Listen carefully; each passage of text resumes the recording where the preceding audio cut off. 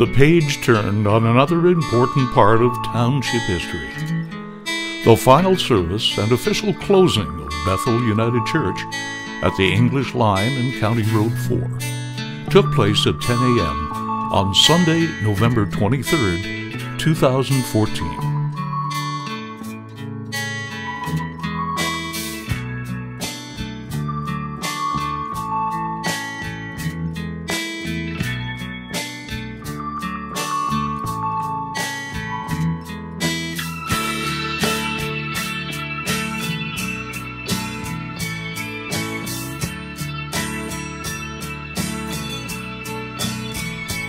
It was a somber affair, as those in attendance glanced at the many historical photos and other church decorations dating back to the very beginning.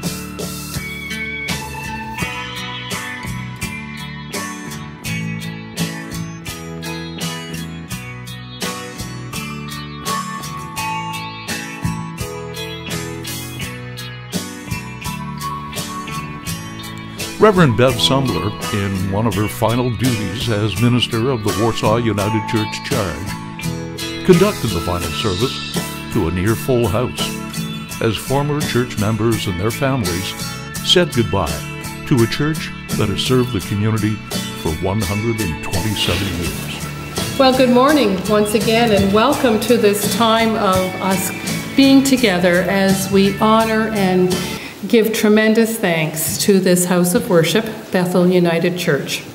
And when I look out today, I certainly see some familiar faces. I see some faces from folks who, due to life circumstances, have perhaps had to move away. And I certainly see some faces that I do not recognize. And welcome to all of you. Whatever has brought you here, we thank you so much for being a part of this morning in which we gather here in this household of worship for our last time. It is good for us, as I said, to be here to care and support for one another, and also to have some wonderful memories shared that perhaps will afford us some laughter today also. Throughout our worship today, we have folks from the congregation that are taking part, and I'm so pleased that they are able to do so. And you know that there's so much here to celebrate, but we also have to honor that while that is present, there will be times where tears may flow, and it's not unlike gathering around a time of when we're grieving the loss of a loved one. And so we do celebrate, but we do honor that there are many emotions around this morning also. And please let those be part of who you are, if indeed that's how you're feeling this morning. That's one reason why we're all together, to love and care for one another. Special tribute was paid to the United Church women and their involvement through the years at Bethel. Would all the members of the UCW in attendance who are able, please stand.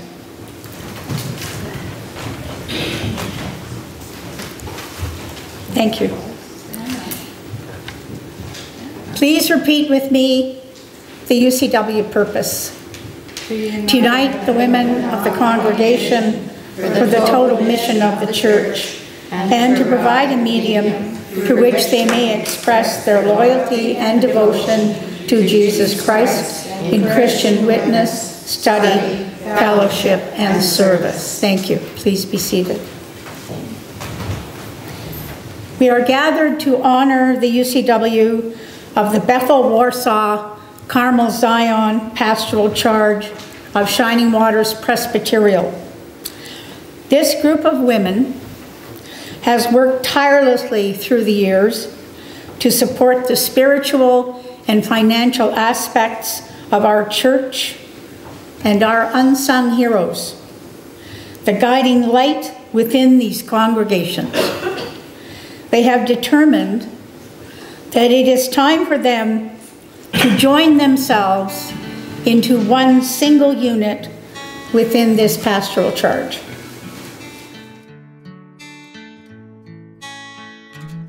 Joan Hamilton and Marilyn Darling spoke to the crowd about the church's history and the people who contributed over the years.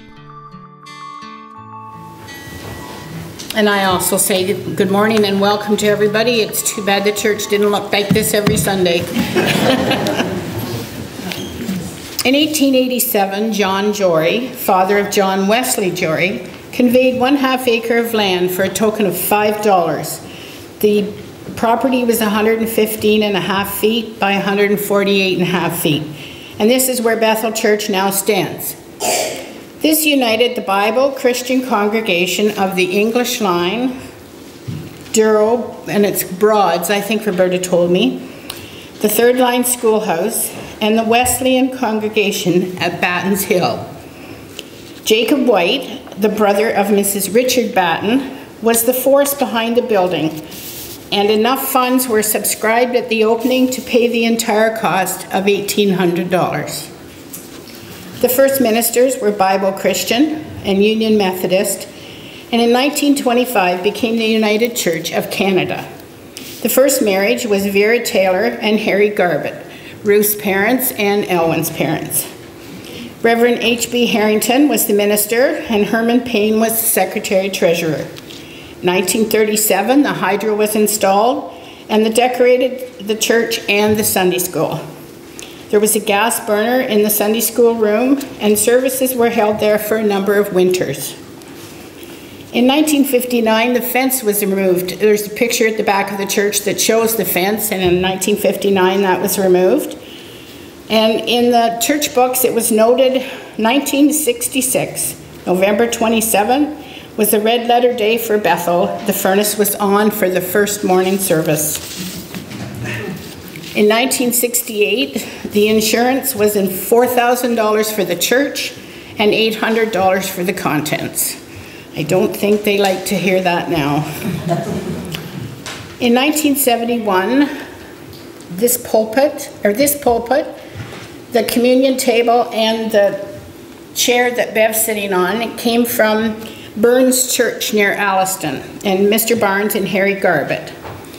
The memorial things in the church, there's a plate at the back that was given to Gladys Hamilton for 41 years service as the secretary-treasurer. The wooden cross was given in memory of Gladys Hamilton. The picture of Jesus was given in memory of Ernie Garbett. The golden cross was given in memory of Harry Garbett. The communion plates were given in memory of Fred, Maggie, and Jenny Martin. The windows, the stained glass windows, were given in memory of Vera Garbett and of Chester Hamilton. There's a painting of the church that was given by Ron and Marilyn Darling. It was painted by Bob Hunter, and that was at our 100th anniversary. The baptismal bowl was given in memory of Clayton and Addie Jury, and the stand was given in memory of Garbett Jury. The fans were given in memory of Francis Cornett. The hymn books in throughout your pews were donated in memory of many family members.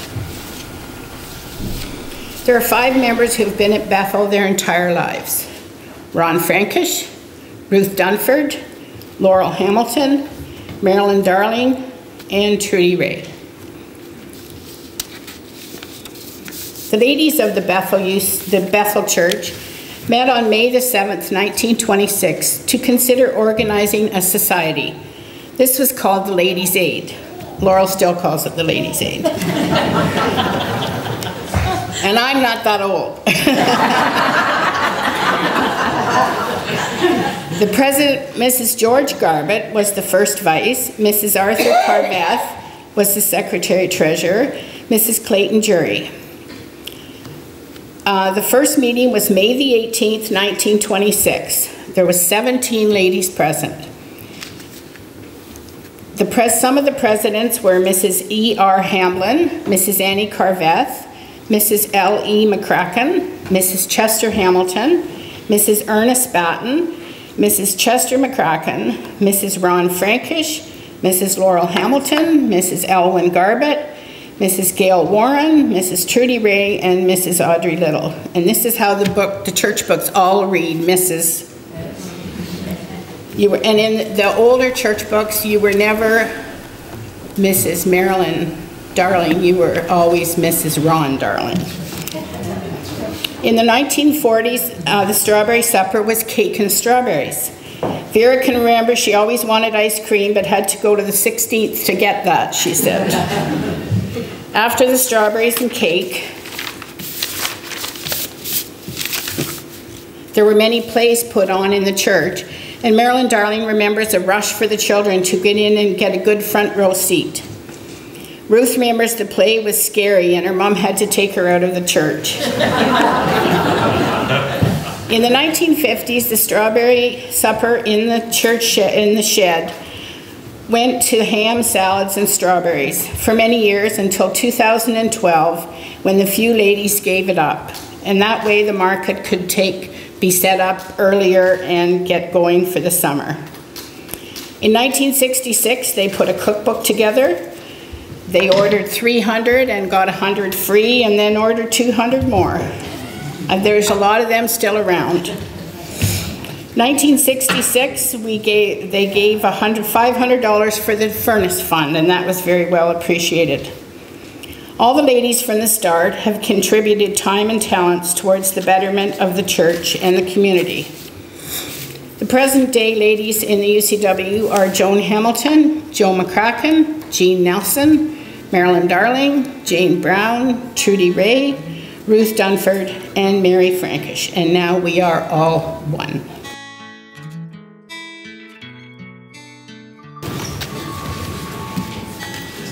Welcome, everyone. In addition to what Joan was saying, when the men were doing something at the church, I'm not too sure what it was, but they were underneath the stage here, and they found 2 boards with a lot of information on them. And one of those boards is at the back, just beside the back door. Some of the information is very, very hard to read, and I did calculate out what was, I hope, was the right message. And I have it here, and I won't read it all, but it says that this church was built by James Moore in the year of our Lord 1887, assisted by W. Richmond and Thomas, and I wasn't able to find out exactly who that was, and Mr. D. Crawford, and painted by C.J. Burgess, assisted by his son. And then there was this little board, and it had some information as well. And on the first side, it said that this church was built in the year 1887 AD by James Moore, contractor of Lakefield. And I think it said died 34 years and 5 months at, and I wasn't able to understand what that was. And James Moore was the contractor, and Thor Dogan or something, C.J. Burgess painting contractor, and Jack White, and there was a bricklayer, I wasn't able to get the whole name there, and J. Richardson did the stonework. On the other side of this little, I was more readable. It was written, or the information had been put on there in later years. And this was church remodeled. August the 20th, 1927, by J. Botterill, Jacob Payne, James Miller, all of Lakefield, under the direction of the ladies' aides. Clara Payne was president, Adeline Jory, my grandmother, was secretary, Jenny Garbett was the treasurer, my Aunt Jenny, and H.B. Harrington was the pastor. I will leave this at the back if anyone would like to look at that later on. On the other side It says this church was wired by Gordon Hamlin, 1946, and inspected December the 17th. The helpers were Harry Garbett, Ernie Garbett, Ronald Frankish, and Chester Hamilton.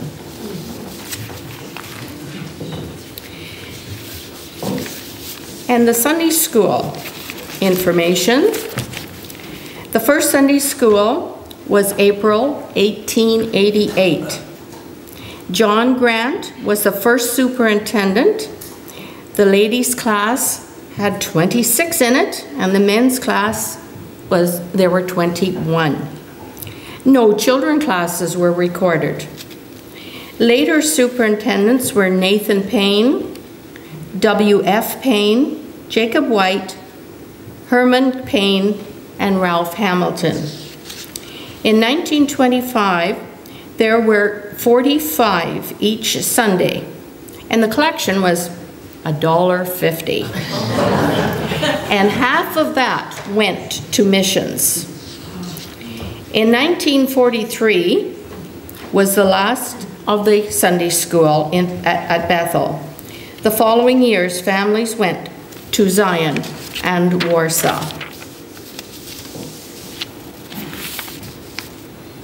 The young people's Bible class in the 1930s, there were 50 members meeting for the Bible study and entertainment.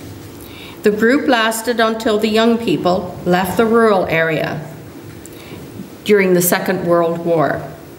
There are many books at the back of the church pertaining to the Sunday school and the young peoples. And please feel free to browse those books later on. The choir at Bethel started under the blind pianist, Mr. Trenner. 25 choir members.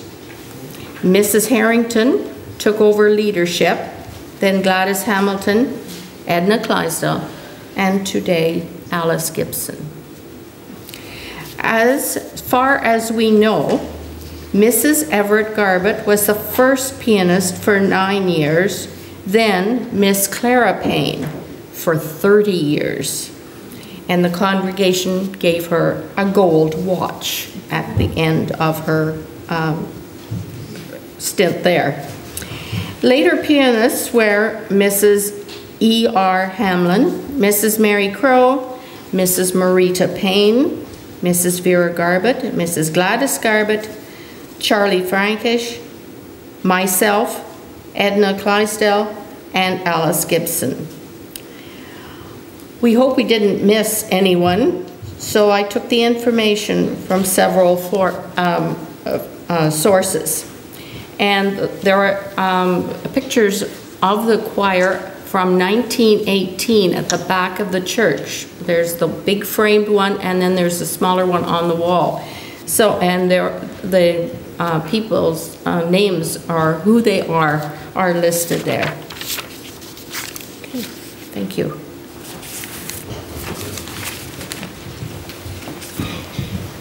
Thank you, Marilyn, and thank you, Joan. You both did very well. Thank you so very much.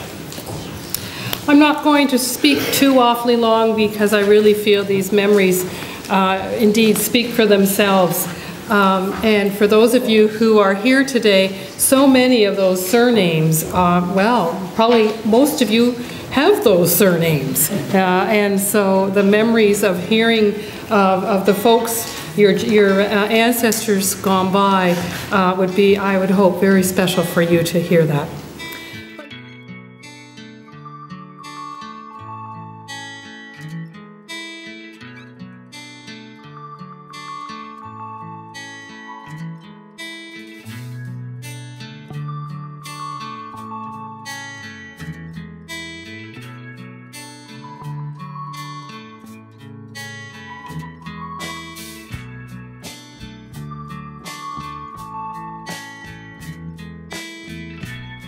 Maxine Reed, chair of the Shining Waters Presbytery, read the official statement of closure.